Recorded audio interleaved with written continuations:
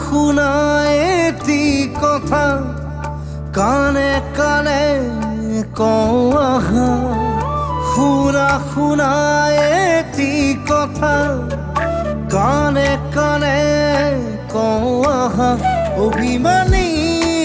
নহবা বুকুতে বৈ যোৱা আঁতৰি নাযাবা দূৰণি নহবা তুমি